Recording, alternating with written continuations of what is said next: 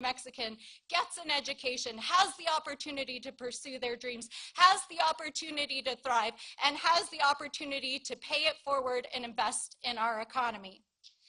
This is what leadership looks like.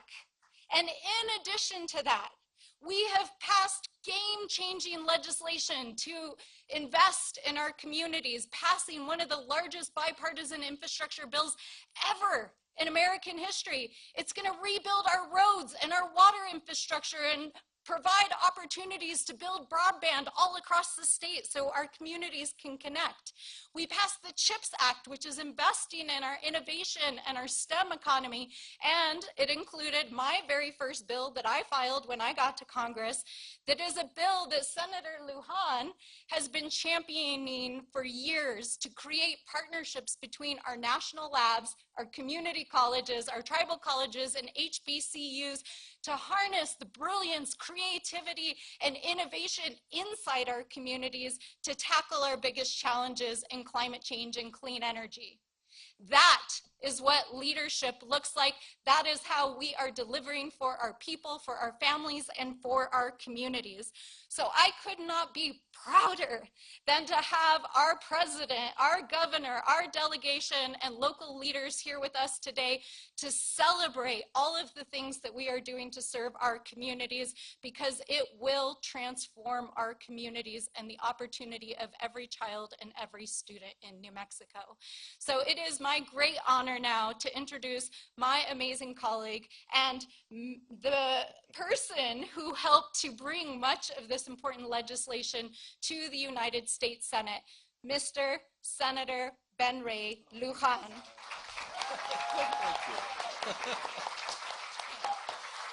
Well, I hope everyone is doing well.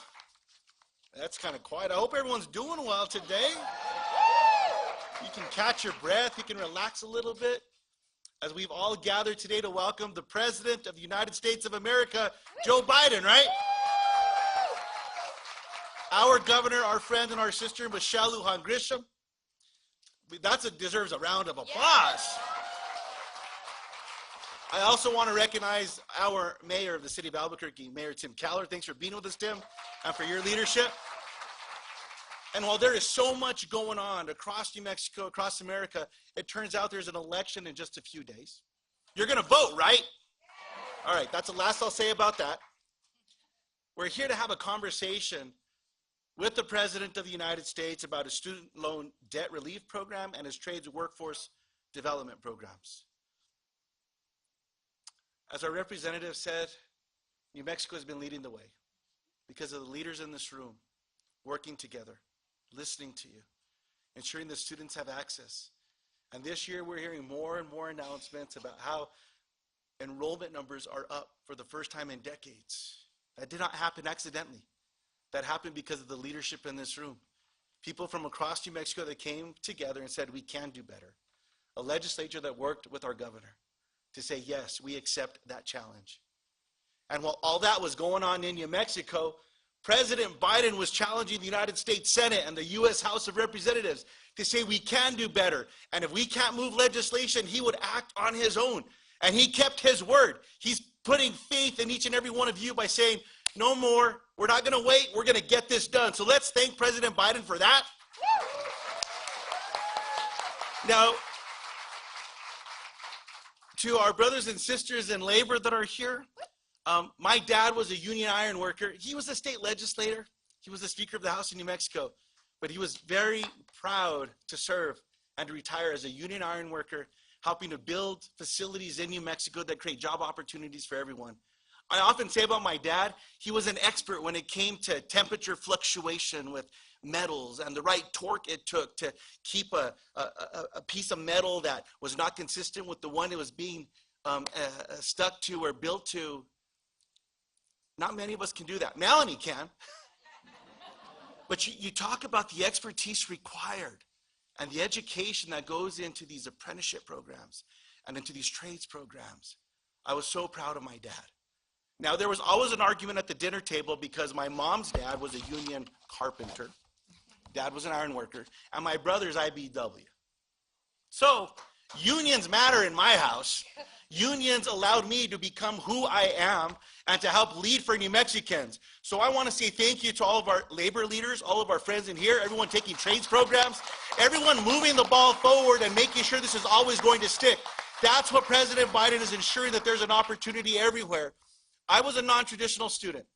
So to every one of you that has come out of school and you're further ahead than me because you've been able to get in school, you got those first 2 years, you're working on those next 2, you're going to work on an advanced degree. You're further ahead than I ever was. But for all of us that are non-traditional students, things work out okay too, as long as the opportunity exists. And that's why these programs matter for families, because they don't give up on anyone and they encourage all of us to come forward and to come back. So to each and every one of you, muchísimas gracias. Thank you for being here today. Thank you for fighting for our rights, especially in light of what the Supreme Court has done. There's so much resting in your hands, in our hands, to make sure we don't let others get mistreated. I want to say thank you for being an example, but for being here today to help welcome President Biden. And as last thing I'll say is, as Teresa shared, to say thank you to him. Because back in June, he came to New Mexico to ensure that families across counties in northern New Mexico would not be forgotten. And he made a commitment then that he would do everything he could to get them the support that they needed, and he kept his word. That's what we have in our governor and in our president. So everyone, thanks for being here and thanks for having us.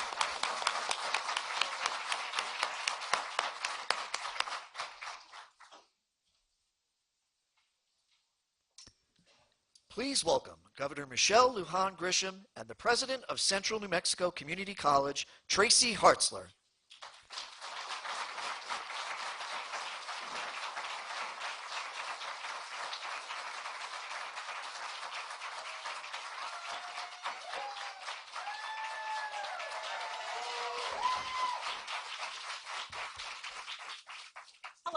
Hello, everybody, and welcome to Central New Mexico Community College.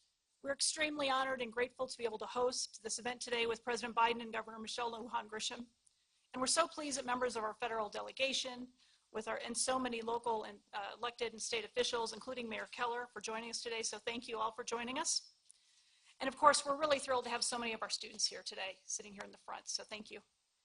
You know, our students inspire us every day to provide quality education and training, to help them access valuable work experiences in their field while they're in school, and to help them secure good paying careers and jobs after they graduate, and certainly to help them transfer to our four-year partners across the street or across the state. It's a privilege to help them pursue their dreams for a great life and for themselves and for their families. Our mission as CNM is changing lives and building community, and our faculty and staff, our employer partners, our community partners live this vision every day. They help our students achieve this vision every time a student graduates and gets them a great job that benefits their community. So today I want to say we applaud President Biden and the governor for making community colleges and workforce training more easily accessible to all those in our state. Their leadership, along with our New Mexico legislature, helped expand New Mexico's Opportunity Scholarship. This program helped nearly 7,000 students enroll at CNM this fall. Now, the state's financial commitment fills a startling gap for so many of our students who struggle to make ends meet every day. This scholarship program will help many more of them stay in school, graduate, and go on to those life-changing careers. But now, I'd like to introduce the governor of our great state of New Mexico. As our college leaders here today know, she's a great supporter of community colleges and workforce training, and she's a supporter of education at all levels, from early childhood education all the way through graduate studies at our universities. We are truly grateful for her support of CNM and our students, and we appreciate her being with us today. So welcome.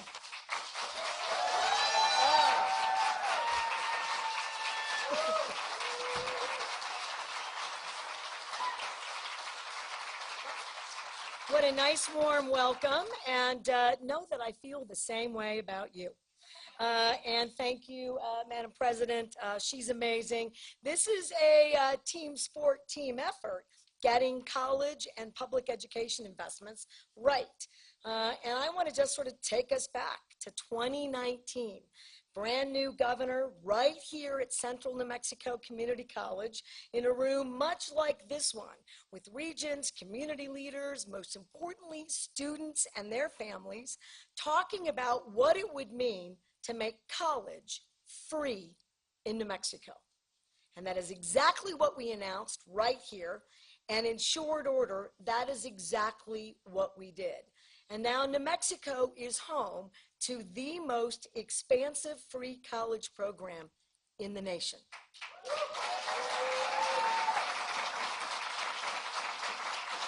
And it is, by every measure, absolutely working. And I want to take a step back before I brag, along with everyone else, about what's going on across the state and what could happen if other states, and I believe you're going to hear there's a groundswell of support by President Biden and the federal administration to do exactly that, to partner to make sure that we are expanding these free college programs all across America. Because what we know is that education is the great equalizer, that with education comes opportunity, that in a state that for far too long has been so singularly focused on just lifting people out of generational poverty, which is still, right, we all aspire, every leader, every family, every effort is placed squarely there, because we know that until we get that right, addressing all the other issues that are important to society and important to families and important to our communities can't get addressed in the same way. We're clear about that right here. And I want to talk about that the investments that we got from the federal government allowed us to utilize our state resources in a very unique and powerful way. Now, when they were passing, right, ARPA, all of those reduction in costs for states acts, making sure that we were getting money for infrastructure, President Joe Biden and Vice President Harris made it clear to states that you could use any number of those investments to make sure that childcare and early childhood investments, right? So this strategy all the way to college, cradle to career, could take hold in your states. Now, I need to tell you that there are a lot of states in America that didn't do that. They didn't use any of those funds. And we had several chances to use those investments to do exactly that. Now, New Mexico, we didn't have to be told twice that that was money that would make a powerful difference. So today, we have the most expansive free childcare programs in America. We have universal early childhood, or pre-K, in New Mexico.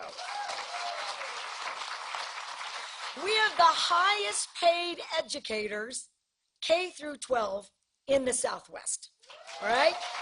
We lowered our vacancy rates in K through 12 with public educators by 34% in just this last 6 months, all right? We know this works. And how are we doing that? Let's go back to opportunity scholarships. That's how we're doing that. 9,000 of the more than 35,000 students are first-time students. So when folks ask me whether or not it's really working, whether or not we're encouraging families and first-time students to take hold of this aspect, I can tell you that the numbers are clear. Part-time, full-time, 2-year, 4-year, trades, every single discipline. And in fact, we've got opportunity scholarship folks here. You can give yourselves a round of applause. And we know that we're building not only a workforce, but we're building a new New Mexico that actually does exactly that. It builds, in fact, success and opportunity. Now, we couldn't have done that without the federal government support, because we invested all that money into early childhood education. Now we're able to spend our state dollars on free college. But I want to highlight one more thing, and that is we can't saddle, which is part of the issue. You got to give people that lifeline to go to college. But you also have to recognize that when you give them the lifeline for the costs in higher education, they still have other responsibilities, right? They're raising their own families. They're paying for their cars, rent, houses, food. And in today's environment, that's increasingly challenging. Everything that we do that minimizes those issues or risks for families is 100 steps, not just one, in the right direction. Student loan forgiveness is a powerful tool in building, again, the kind of successful investments in people, in families, in states, in our collective future. That's exactly what we're doing, and we're celebrating that today. Now, President Biden, as the senator said, I could hear him back there with that rousing speech. Look, he didn't wait for Congress, he just led, right? We're hungry for leaders who do that. That's 216,000 New Mexicans benefit as soon as we can get that door unlocked and through the courts. But New Mexico, like I like to brag, so let's see, I'll do it again. We didn't wait for that, did we? We provided those loan forgiveness programs for educators. We have two of them here today. We have Francisco and Sherry. Raise your hands. Are you here? I don't see them. They're somewhere. All right. Back there? All right. Oh, I see you. All right. Yay. All right. And we did it for folks who are doing, right, their part to build our healthcare services in the future. Noah and Levi, are you here? There they are back there. Yay, thank you. All right. So if you want to drive folks right into the areas that also build a better New Mexico, then you have to provide those tools and resources. Today is an incredible day where New Mexico again shines, where the collective work, where we are leveraging every resource and recognizing who benefits most. New Mexico again is on the national map. And I too am incredibly proud to have the federal government recognizing our collective successes. I thank you. I thank President Hartzler and every single other person in our incredible delegation and elected leaders for making this possible for every single New Mexican today. Thank you.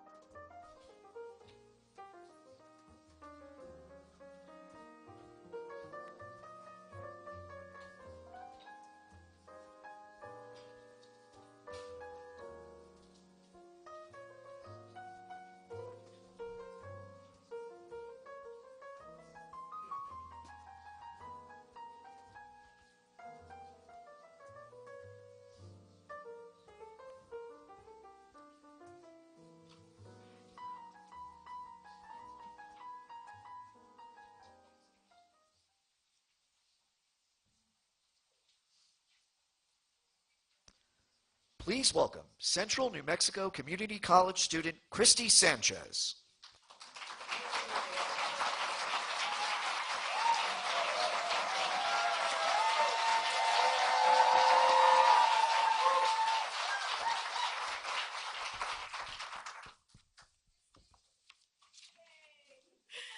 Good afternoon and welcome. Thank you to Mr. President for the visit to Albuquerque, New Mexico, of where I was born and raised. Let me introduce myself. My name is Christy Sanchez, and I'm a proud CNM graduate. I recently graduated in December of 2021 with my associates in integrated studies, as well as an associate's in business administration, along with a few business certificates. Graduating from college with a degree has been a goal of mine for quite some time, especially after my regret of dropping out of college while attending the University of New Mexico in 2006. Soon after, I was employed in various jobs as a call center representative, an office assistant, a scheduler, and eventually landed an office management position of where I spent 8 years. After leaving this position, looking for a change, I quickly realized I was competing in a job market with individuals who not only had administrative experience, but also had the education and degree to accompany it. After years of excuses, I knew what I had to do, and I went back to school at the age of 35.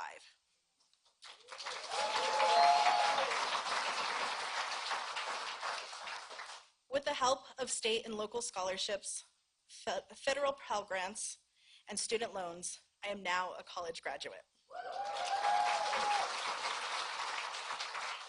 I am currently attending the University of New Mexico, again, and will be graduating in spring of 2023 with my bachelor's in instructional technology and training. With the federal student loan debt relief, I will be able to continue my education for my master's in computer information systems and business analytics.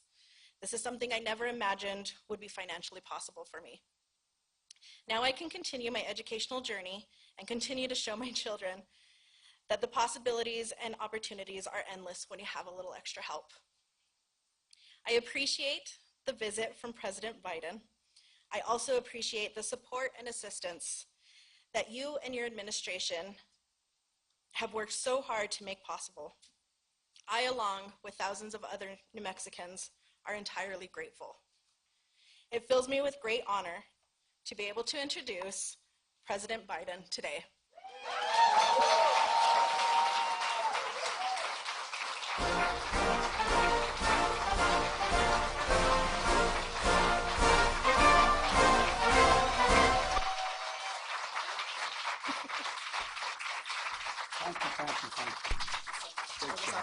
Thank you.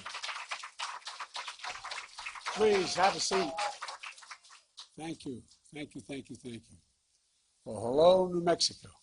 Hello. Christy, thanks for the introduction. And, my wife's a full-time community college professor still. Teaching. And, matter of fact, she's teaching today. And, the average age of her students at Northern Virginia Community College, before that she taught at the Delaware Community College system, is 29 years of age. An awful lot of people going back, just knowing what they have to do and having a shot. And I want to thank you, Madam President, for hosting us here at your college. It's very gracious of you. And by the way, in case you haven't noticed, you probably have, if not the best, one of the best governors in the United States of America.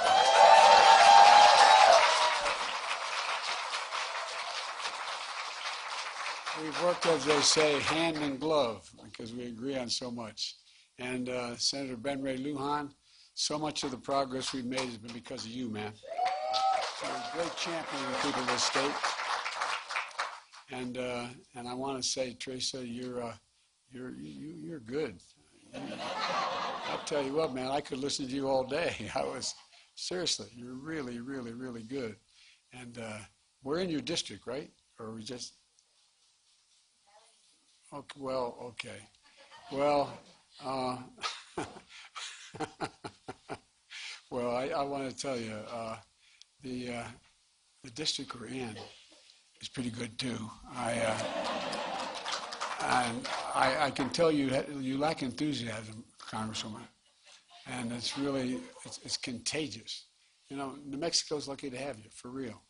And the thing I really, well, I shouldn't go on. But there's enthusiasm. It's one thing to be for something, another thing to be a champion of it. And Melanie, you're filling big shoes taking over for Secretary Holland, who rode down from Washington with me. She never lets me come to New Mexico unless she can oversee it. But she's doing an incredible job as our Secretary of the Interior, the first Native American to ever serve in Congress.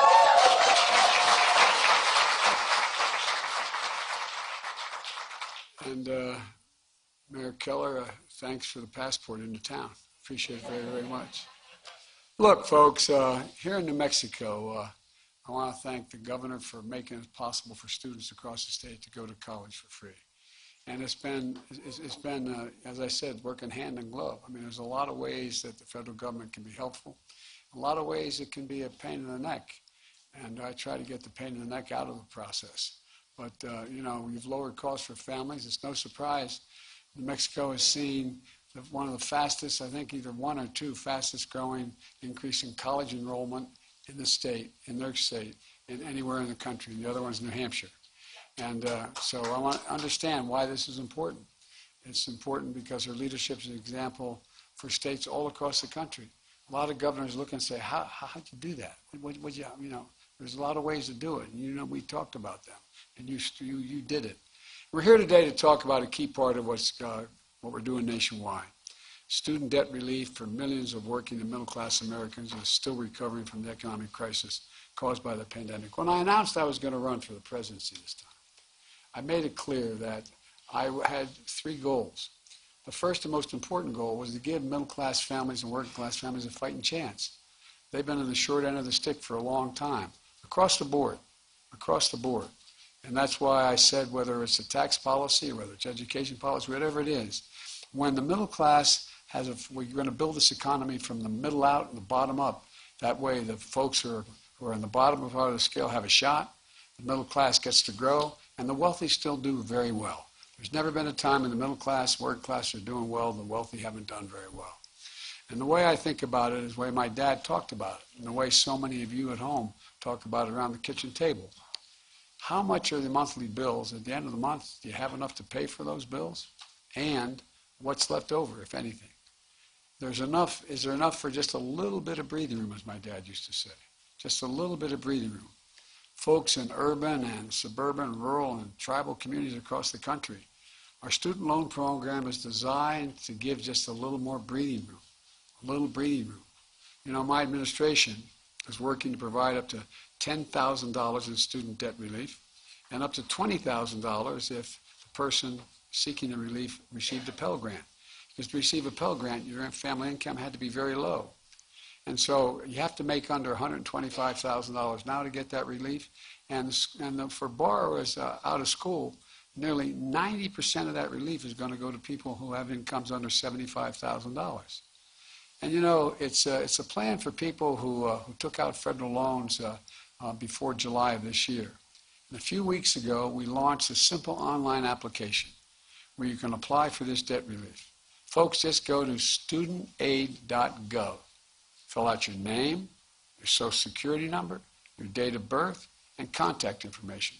No forms to upload, no special login to remember. It's available in English and Spanish. It's on desktop and mobile. It takes less than 5 minutes to do it. And if you need additional information, we'll follow up with you. This is a game changer for so many people. We're hearing from people all over the country about how easy it is to apply. Close to 26 million Americans have already applied, already given us the information to consider, so that they consider life-changing for their families and for them. My commitment when I ran for president was, as I said, the government would work to deliver for ordinary people. Simple application process keeps that commitment that way, just as I'm keeping my commitment to relieve student debt. And I want to state again who will benefit most. Working people and middle-class folks. If you earn under $125,000 a year, you'll get up to $10,000 knocked off your student debt. If you earn under $125,000, you'll receive a Pell Grant, and you received a Pell Grant, you get another $10,000. That's $20,000 in relief. Over 200,000 people in New Mexico have student loans, and the average borrower in New Mexico owes just over $34,000. And my plan is going to make a real difference in lowering the monthly cost for families as well. Folks, in total, more than 40 million Americans stand to benefit from this relief. And not a dime of it will go to the top 5% incomes, period. Across America, nearly every Pell Grant recipient comes from a family making under 60 grand. 2/3 come from families making under $30,000 a year. In New Mexico, more than 150,000 borrowers receive Pell Grants to go to college. That's 150,000 New Mexicans who will get $20,000 of their loan wiped off immediately, plain, simple. And it matters. Folks, as I pointed out, my wife has been a community college professor for years, and she's still teaching. Matter of fact, she's teaching today before she goes off this evening to campaign for us. She's traveled across the country meeting students from every walk of life. She's worked, some of the students she meets work 2 or 3 jobs while going to school, putting dinner on the table, helping their kids with homework, staying up late to do their own homework. As Jill says, they only ask for one thing in return, the chance to work hard and build a good life for themselves and their families. Many of those students, just like the students here, have had to borrow money to cover the cost of tuition. Roughly 40% of community college students nationwide receive a Pell Grant. I'm here today to tell you this student loan relief plan is for them as they recover from the economic crisis the pandemic inflicted and pay for their education. It's for folks like Christy, who you just heard from earlier. She went back to school to get a better job, take care of her family, so she could compete in today's economy. She relied on the student loans and the Pell Grant, and she did it while starting a family. Under our plan, she'll have nearly all of her loan forgiven, and it really matters. By the end of this week, the Department of Education will have approved applications of 16 million Americans and sent the necessary paperwork to student loan servicers. And the last step before the 16 million Americans can have their loan discharged. That's 16 million people who will be hearing from the Department of Education that they've been approved and who should be seeing relief in the coming days. But it's temporarily on hold. Why? Well, because Republican members of the Congress and Republican governors are doing everything they can, including taking us to court to deny the relief and even to their own constituents. And every lawyer tells me we've knocked 2 of them out of the way. There's only one thing left in the way, and that's going to happen. And as soon as I announced my administration's plan for student debt, they started attacking it, even though I ran on it and everybody knew what I was going to do. Their outrage is just simply wrong, and I might add, I don't want to be too political here, but hypocritical. Fighting them in court, we're not letting them get away with it. I'm never going to apologize for helping working middle-class families as they recover from the economic crisis created by a pandemic. And I don't want...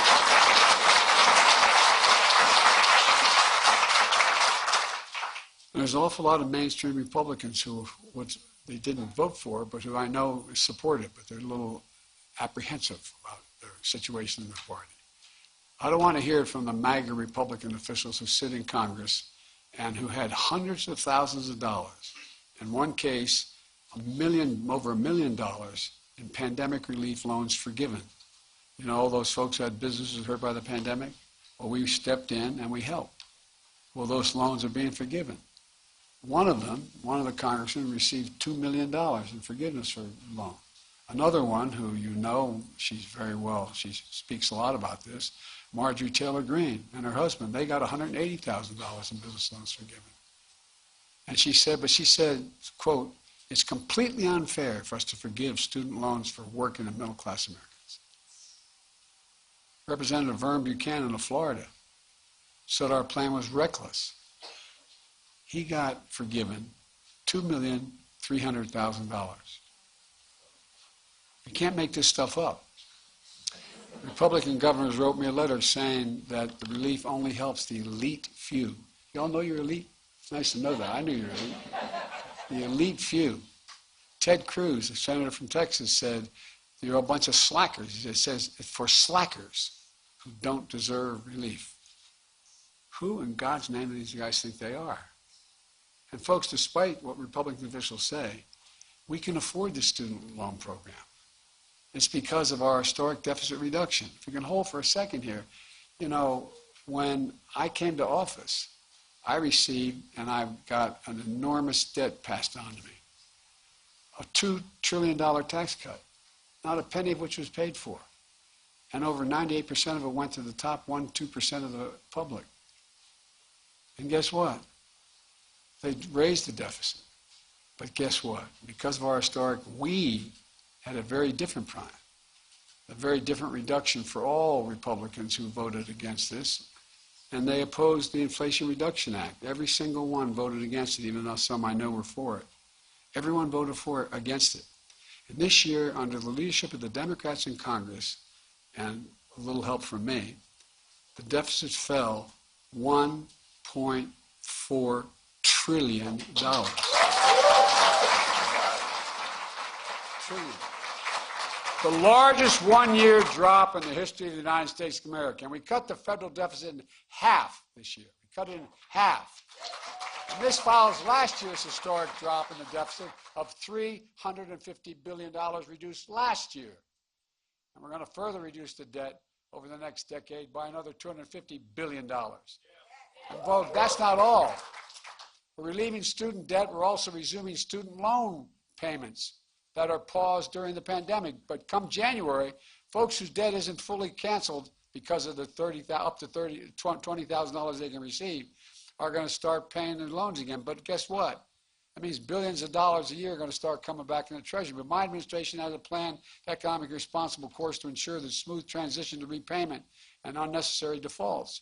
And so we're focused on going after the fraudsters, who call borrowers and pretend they're from the government to help them with their loans. If you get any questionable calls, any of them, please tell us by going to reportfraud.ftc.gov. Look, folks, my message to fraudsters looking to cheat the American people, don't. We're going to get you. We'll hold you responsible. Look, but here's the other thing.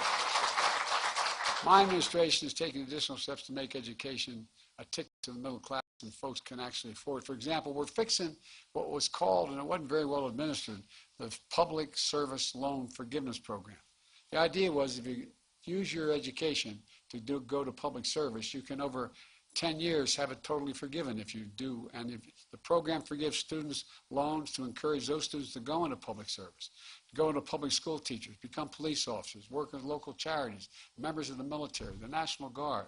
Since I've been in office, more than 250,000 teachers, 235,000 to be precise, nurses, police officers have been able to get over $14 billion in loan forgiveness because we're using them to encourage them to go into these works which we need. We're also proposing change what's called income-driven repayment plans to make it simple and fair.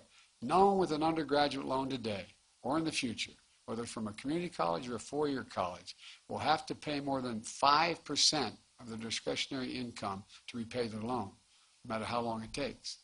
That's income after you pay for the necessities like housing, food, and the like. Only after that, 5% of disposable income. You're currently paying 10%. We're cutting that in half to 5%. And if you've still got loans left over after making your payments for 20 years, your debt will be completely wiped out. And I know that sounds strange for the students here, but a lot of people who are my generation and a little bit later also have debt still. My son, Bo Biden, who was the Attorney General of the state of Delaware, passed away after a year in Iraq living next to a burn pit of glioblastoma. He went to 2 universities. He went to the University of Pennsylvania and Syracuse Law School. He ended up with a debt because I had the dubious distinction of being listed as the poorest man in Congress. I shouldn't say it, but I'm going to tell you anyway. I got a call when I'd be away campaigning for somebody, I'd call my wife in the morning before she took off to school, see how things were, and I called her one morning. I was up in the state of Vermont campaigning for Pat Leahy, and I said, "Hi, honey, how are you?" She said, "Fine." Well, you know that's a good start. And she said, "Did you read today's paper?" True story. "Did you read today's paper?" Meaning the local Wilmington papers, Wilmington, Delaware. I said, "No, honey, I didn't see it." She said, "Headline, front page, top of the fold, Biden, poorest man in Congress. Is that true?" Well, I didn't think you were supposed to make money when you were in Congress. But at any rate, I didn't feel poor. No, by the way, I got elected when I was 29. I had no income. I had a little. I was just starting my law practice. But I had a good salary as a senator. I thought that was just fine. But at any rate, those who borrow the original balance of less than $12,000, like community college students, you're going to be done paying that in 10 years if you go into the position of making sure you're involved in public service. And these changes are going to save more than $1,000 a year on average. It's a game changer. Let me close with this message to young people about this nation. I've always believed your generation, the 18 to 30-year generation, represents the best educated, most talented, least prejudiced, most generous generation in American history. And I really mean that. It is. That's why I'm so optimistic about the future. And that today we face an inflection point. One of those moments that only come around every few generations, where there's so much change happening technologically, politically, environmentally, that the decades and the decisions we make now are going to affect the future for a decade or more to come. It's going to set the course. You know, I know your generation may feel like it's an added burden on top of what you've already been through. I'm not saying you have to shoulder the burden alone. The task at hand, though, and the task ahead is the work for all of us. What I am saying is you represent the best of us, the very best of us. Your generation is not going to be ignored. You will not be shunned. You will not be silenced. Just look at what happens when you speak out. 2 years ago, perhaps many of you voted for your first election or volunteered in your first election. You understood the choice and the stakes. Because you expressed your right to vote and elected me president and Kamala vice president, the highest ranking woman ever to be elected in history. Since then, with your help and the help of the Democratic members of Congress here in New Mexico, we've delivered enormous progress for the nation. People are still hurting with inflation. With the most significant gun safety law in nearly 30 years. We're going to, and by the way, I told the Gov, I got assault weapons banned once in Congress, we're going to do it again.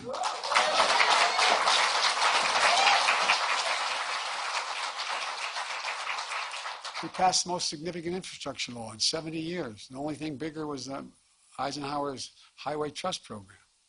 The first black woman on the Supreme Court of the United States has been appointed, I promise. I've appointed more appellate federal judges who are women and African American than every other president in history combined. And the most significant commitment to climate change we've ever engaged in. And if anybody ever doubted climate change, come to Mexico the last 2 years, New Mexico the last 2 years. You see what's happening. So I'm keeping my promise that no one should be in jail merely for possessing marijuana, by the way, just for possession. Nobody should be in jail. Those records should be expunged. And let me close with this. I know it's been a rough few years for hardworking Americans. A lot of families, things are still really tough. But they're bright spots where America is reasserting itself. I look around at all of you, and I've never been, as I said, more optimistic. You know, we've created 700,000 manufacturing jobs in America since we came to office. 700,000. We have invested in new technologies. We invented the computer chip. We're investing literally $200 billion, and it's going to grow in making sure we produce these chips. They're smaller than the tip of your finger, but they run everything from automobiles to your home appliances to your wine, across the board. So we're making real progress. And by the way, a lot of it's just going to kick in beginning January because we passed this profound legislation on whether it's dealing with the environment or I mean, for example, it's estimated that what we did on the environment, we passed legislation providing $368 billion and help to deal with global warming. Well, guess what? It's estimated that that's going to save just in what's available to people for their homes to deal with weatherizing their homes, solar panel, a whole range of things. It's estimated it's going to save the average family American at least $500 a year. And it's going to save the environment. Look, I guess the point I want to make, Jim, I'll stop. Our best days are really ahead of us. We just have to remember who in God's name we are. We're the United States of America. There's nothing beyond our capacity. And I mean it. We got to remember who we are. I spent more time with Xi Jinping of China than any world leader has. When I was vice president and when I was out of the office for 4 years when I was a professor and then now as president. 68 hours in terms of on the telephone or in person with him. And he asked me when we were on the Tibetan Plateau, I traveled like 17,000, 18,000 miles with him. He said to me, he said, "Can you define America for me?" I said, "Yes, in one word. Please always remember, one word. possibilities. We're the only nation in the world that believes anything is possible, and it is. So God bless you all, and may God protect our troops. Thank you, thank you, thank you.